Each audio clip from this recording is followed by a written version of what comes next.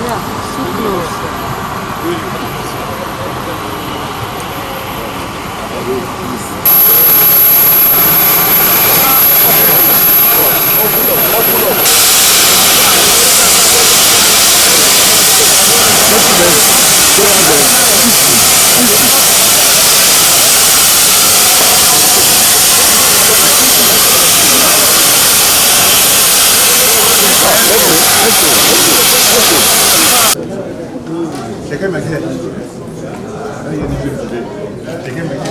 Members of the National Working Committee, NWC, all the way from Abuja.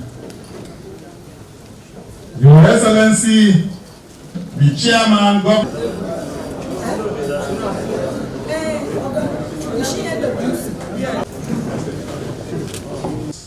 Serving and former APC Kogi State Chairman, Abdullahi Bello, His Escorts, Chieftains and Stalls here present.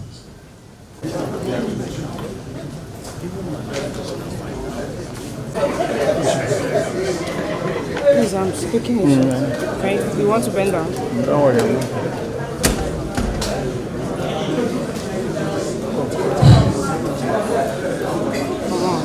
Chairman, National Governorship.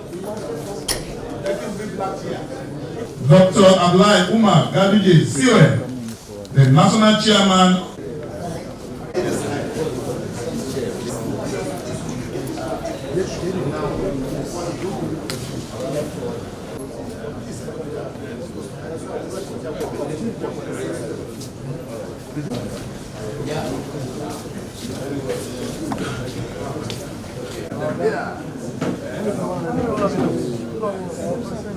Identify with the government and the people.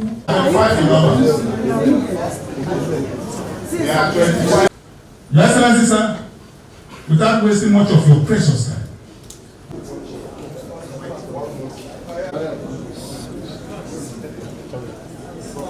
Sorry.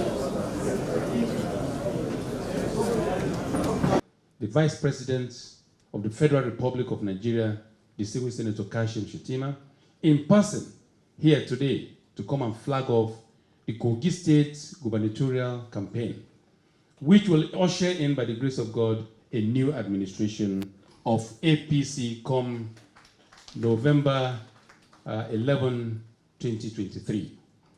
You're most welcome, Your Excellency, sir.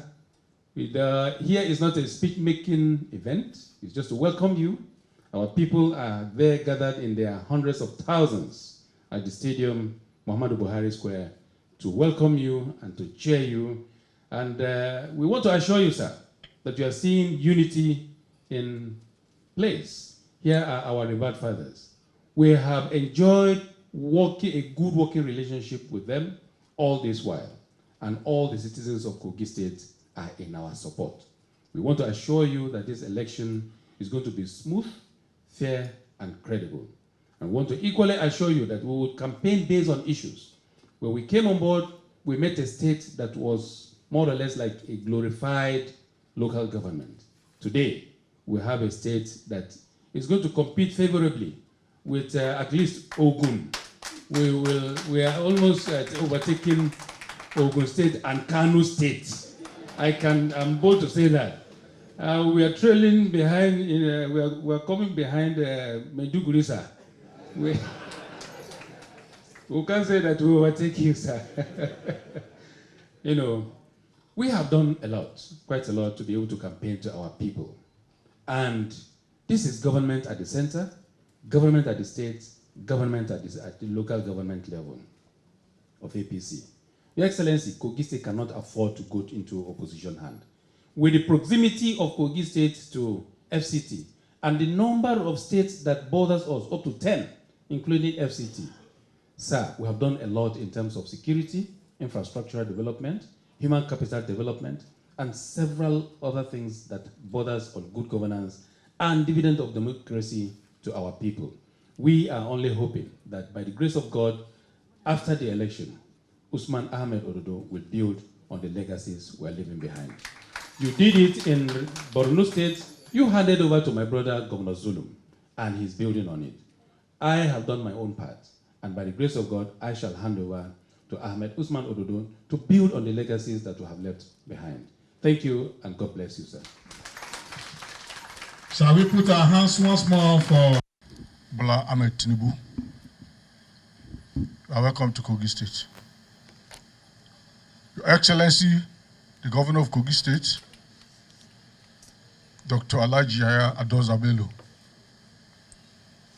Your Excellency, the former Governor of Kano State, who is currently the chairman of APC. You are equally welcome. Permit me to stand on the already established protocol by the state government to avoid the wasting of time. So the traditional line Kogi State, I have one voice. I'll speak with one voice. As far as security is concerned, the Governor of Kogi State is doing his best.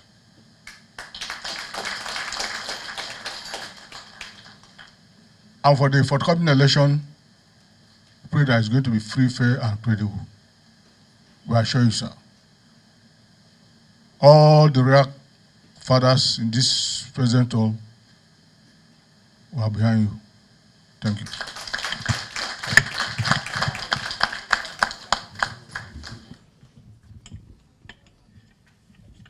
Agabaid. Thank you, sir. At this point in time, I would like to invite our guests, special guest, the number 2 citizen. First of all, our royal fathers have been here for far too long waiting for our presence. I want to tender our apologies for keeping you waiting. I'm here to represent my principal, President Bola Ahmed Tinubu, GCFR, for the plug-up of the Kogi State gubernatorial campaign race. Your Excellencies, Your Royal Highnesses, distinguished ladies and gentlemen, the road that led us to Ashwaju Bola Ahmed Tinubu did not happen by chance. This is a man who had shown a tremendous propensity of aligning himself with the people of this nation at momentous periods in the annals of contemporary Nigerian history.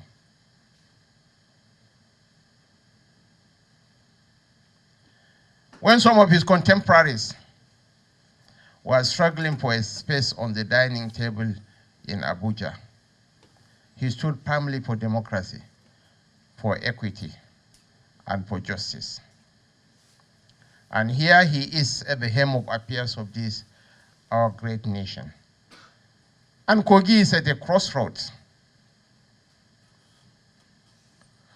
Kogi is one of the most endowed states in the Nigerian Federation. For the purpose of continuity and consolidation, Kogi cannot afford to fall into hostile hands. Certainly, it will deprive Kogi of its rightful share in the nation. The president had just approved funds for the construction of the Ganaja Road.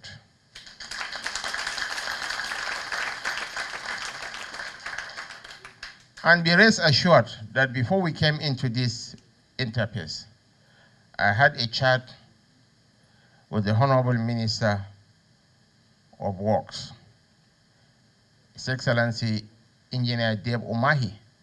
And he's a man of honor and conviction, and he has given me his word that the Abuja-Lokoja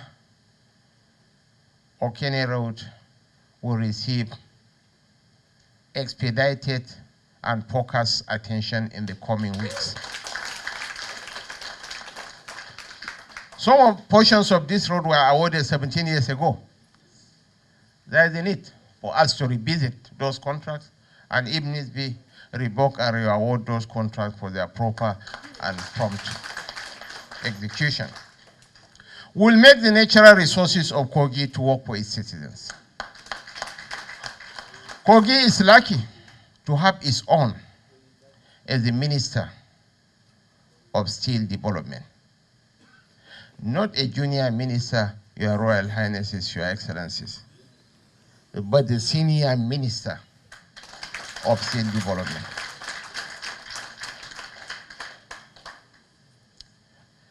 He is the son of an illustrious family, the son of the late Prince Abubakar Audu, who laid landmarks in the sands of time. You can confidently call him the architect of modern Kogi. He laid the foundation for all subsequent governors to build on. I was in Russia for the Russia-Africa Summit, where we had begun a conversation for the completion of the Ajaokuta and Itakpe steel plants. The projects are almost 92% completed, 92 to 98% completed. We require very little to bring it into fruition. But a hostile government in Kogi will find it very difficult to get into any conversation with the federal authorities. As H.S. Aga said, the truth that says men free is most often the truth that men prefer not to hear. But I would rather tell you the truth. We need, for the purpose of continuity and consolidation, an APC government in Kogi State. The Ajaokuta plan can be a game changer for the Nigerian nation. It has the capacity to assist us in meeting the 8-point agenda of the federal government with respect to job creation and foreign direct investment. Ajaokuta has the capacity to produce components for CNG buses as part of the federal government's gas master plan to cushion the effects of the subsidy removal. And Your Excellencies, Your Royal Highnesses, Ajaokuta has the potential to create up to 500,000 jobs once we designate Ajaokuta as an industrial park and free trade zone. There is massive youth unemployment that needs to be addressed. And the people of Kogi have no business being poor. That is the brutal truth. You have been endowed with tremendous natural and human resources that, when properly harnessed, can provide jobs, not only to the people of Kogi, but to people of other contiguous states in the north central zone. But we can do little if we have a hostile government in place that is fighting us at the center. The governor had spoken to me about the Alakpe crop processing zone that is yet to see the light of the day. Once we get back to Abuja, as from tomorrow, we'll see where we can come in to bring it into fruition. We need your support, we need your prayers, we need your empathy for us to enthrone an APC government in Kogi State. The president meant well for the nation. The president meant well for Kogi. I can tell you quite frankly, I have seen the soul of Bola Ahmed Tinubu, and he has a clean heart.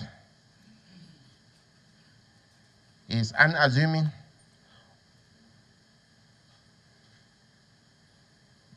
and most importantly, he doesn't suffer from insecurities. If you have superior ideas, he can easily submit to superior ideas. He has never claimed to have the monopoly of wisdom, of answers to every solution. So I want to once again thank His Majesty the Atawa of Igala and all our royal fathers for receiving us, for granting us audience, for listening attentively to us, for all the major stakeholders in Kogi for coming to align with us, for our national chairman, who is the father of the party, and to Governor Dapo Abiodun, who has shown the enthusiasm, the drive, the passion, and the commitment to see that we have succeeded, we succeed in the next upcoming elections in Kogi. I want to once again thank you. In unity, we can accomplish a lot. Let us use our diversity as our source of strength. Thank you so much. Long live Kogi State. Long live Federal Republic of Nigeria. Thank you.